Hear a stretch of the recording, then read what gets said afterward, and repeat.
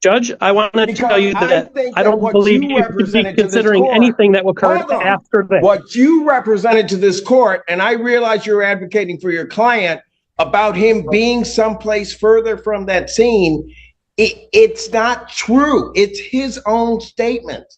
These are not anything where I went out there and I'm looking at something or I'm doing whatever. He's being sentenced for failure to stop at a PD exit. It has nothing to do with what he did afterwards. It's completely inappropriate for the court to be.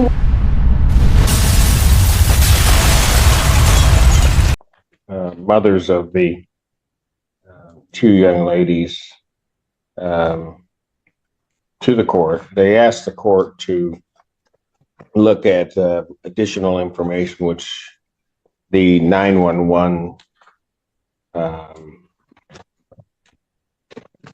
the recordings of 911 were sent to the court. The court had reviewed them. Was there anything else from either side before the court goes into its decision? Anything from the people? No, thank you, Your Honor. Anything from the defense? No, Judge, you've given us ample time. Thank you.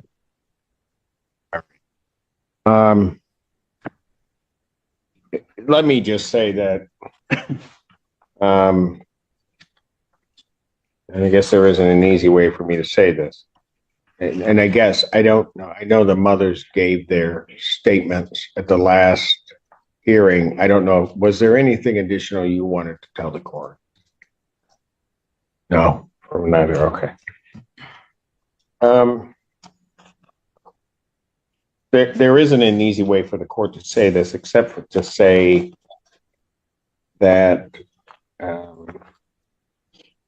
first of all, and I'll give everyone another opportunity to speak after I say what I'm going to say and what the court looks at, what the court has at least surmised.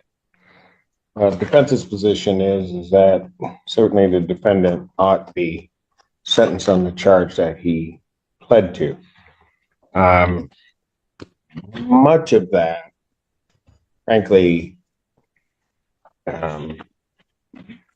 I guess bears on the concept, or at least what has been said, that the defendant,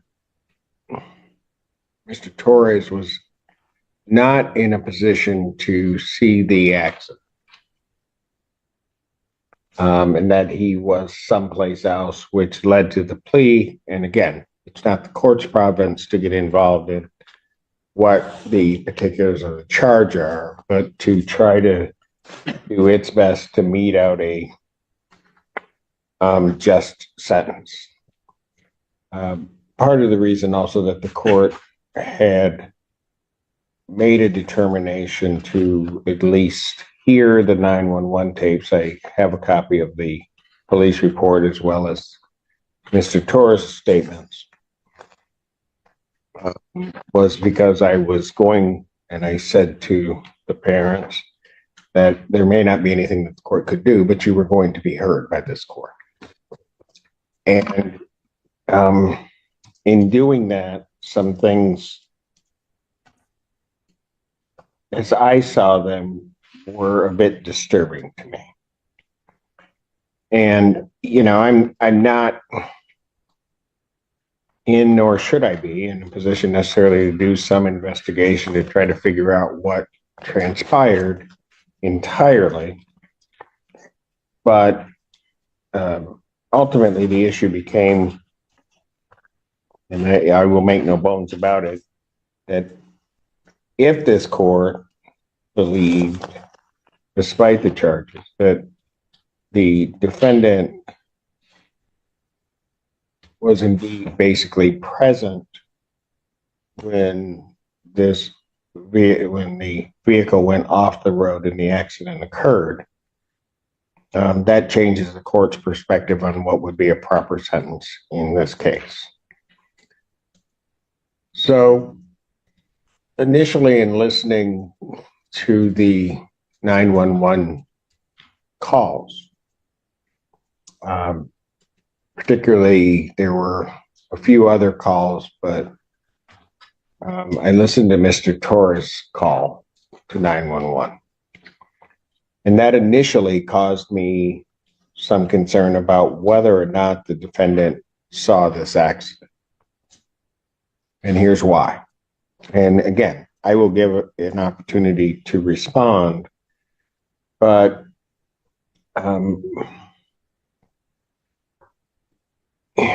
Mr. Torres initially contacts 911, and what was said to the court by Mr. Torres and what he had maintained to probation is that he didn't see this accident.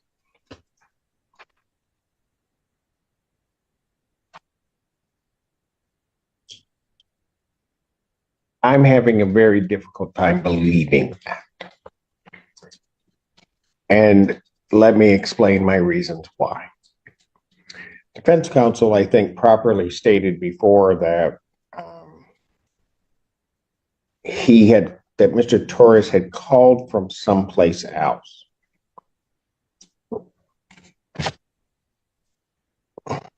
Mr. Torres contacts 911, and it's a very... Notice what the judge just did. He put a pin in a detail from the 911 call. That's judicial shorthand for "this will matter later." And when a defendant's location doesn't match dispatch records, credibility starts to collapse. It's an odd call because of the way that I think the dispatcher was responding to Mr. Torres. But one of the things that was said is Mr. Torres put himself at First Street off of Superior.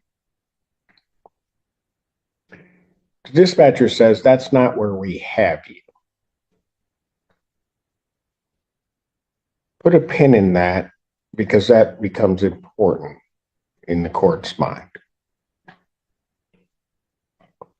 At some point, Mr. Torres then says, "I'm at First Street." He's then headed back to the location of the initial contact between the vehicles. Okay. All of that being said, I then review the police report and Mr. Torres' statements. And if everyone can recall, one of the things that the court was looking at was, did Mr. Torres chase these individuals and cause this accident? One of the things that was said in counter to that is that he's not near the accident, doesn't see the accident. Again, I'm having a difficult time believing that. And part of the reason I'm having a difficult time believing that is because there is an EMU security camera that's referred to in the police report that has these vehicles traveling down Huron River Drive, both at a high rate of speed, because Mr. Torres is in an Equinox, I do believe, and there's the truck. At some point, they get to the corner of Huron River Drive and Superior. According to Mr. Torres, it is a red light. The truck stops. He stops at some point. The truck continues through the red light. Mr. Torres indicates from the report, at least as I read it, that he then turns on a green light. Now, how that certainly all could happen.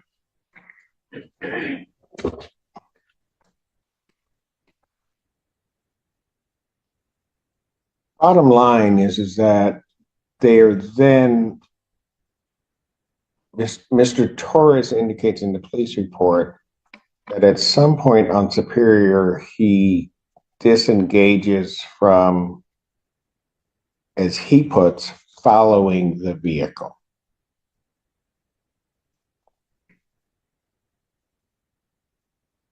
It's best the court's able to determine the distance from that corner of Superior where the turn is made to the railroad tracks. It's approximately 1,000 feet.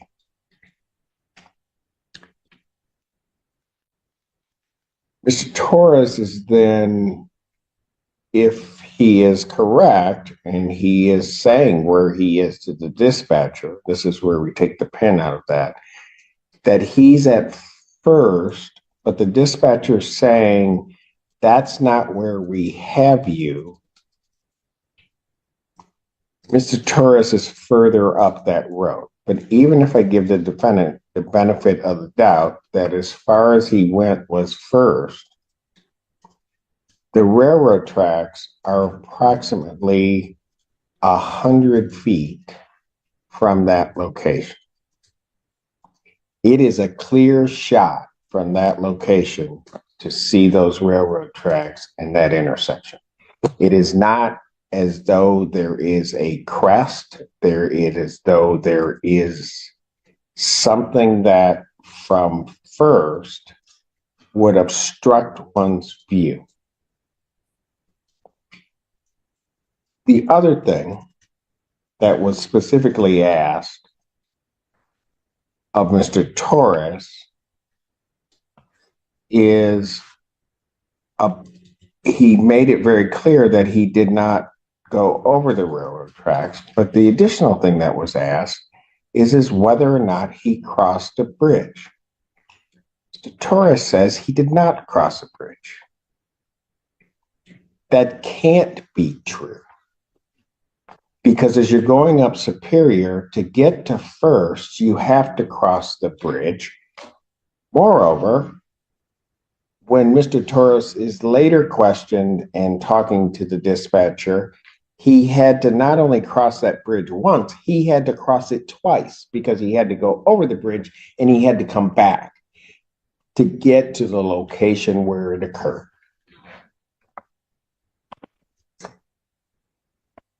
Can I say something, Your Honor? In a moment. No. No. Moreover, when you listen to the other 911 calls that are called in, two vehicles that are traveling to the south, so they're traveling the opposite direction from the Getty's roundabout. They see the vehicle go in up, well, basically off the railroad tracks and have the accident. From really, and honestly, I mean, I don't know exactly where they are, but from putting again the defendant where he says he is, they are at a much further distance from those tracks than would be Mr. Torres.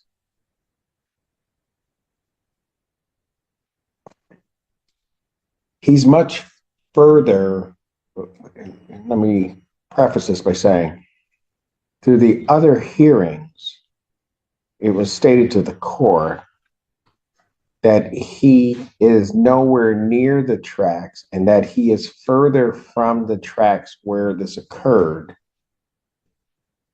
That can't be true and everything else be true. It just can't be. He is within 100 feet, really between 80 to 100 feet of that intersection when that vehicle goes off the road.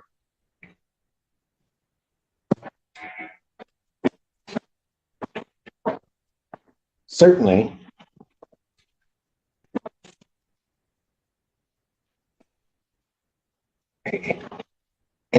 and it also is perplexing from the court standpoint. I thought I understood it initially. When Mr. Torres is telling the dispatcher that he has the license plate of the other vehicle, one is thinking, or at least I was thinking, that he is getting that license plate by following the vehicle. That's not the case.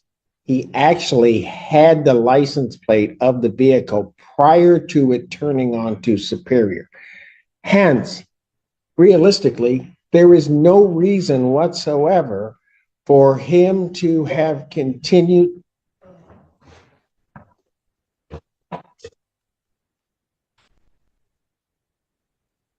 there is no reason whatsoever for him to have continued up Superior behind that truck. Now, if somebody, and counsel, I will give you an opportunity to address the court on that. And like I said, I'm not here, and I explained to Mom, it's not my province regarding the charge. My province is to mete out the sentence with what's in front of me.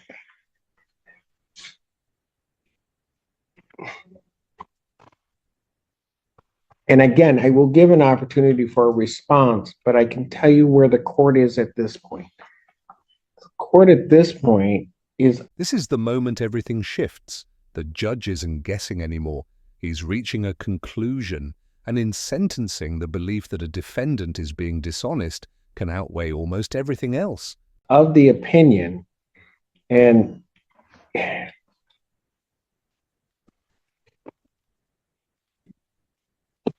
Mr. Torres saw this happen.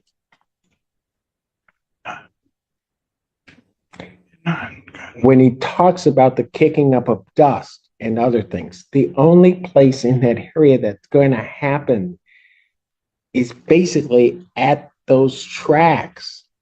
It's not going to happen on the turn off of here on River Drive onto Superior. You're not paid.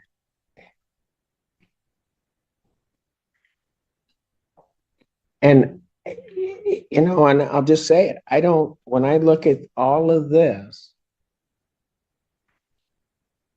I'm having a hard time believing that he's telling me the truth about this.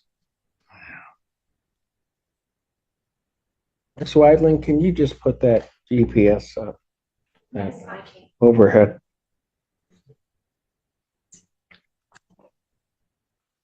Can I say something? I'll let you, if your counsel believes that you should speak, then I will let you speak, but. Are you ready for this? I'm ready. Back these young ladies. And I told the parents, I can't do that. But I certainly can do the best that I can to make sure something occurs. If I believed that Mr. Torres was not present, that it was as it was portrayed to this court, a circumstance where he could not have seen it, that he would have been so far down on Superior that he wouldn't have seen the railroad tracks, then that's where I would land. And I would have no problem landing with that and justifying it. I can't, based upon his own statements, justify that as being true. He had to see it. He's telling me he's 2 to 3 cars behind them, that he's following them, and that he's at first, and it's a clear shot to those railroad tracks. If somebody wants to tell me how I can come to a different conclusion, then please tell me that. But I can take into account in terms of sentencing whether or not a defendant is being truthful with the court in terms of what they're saying.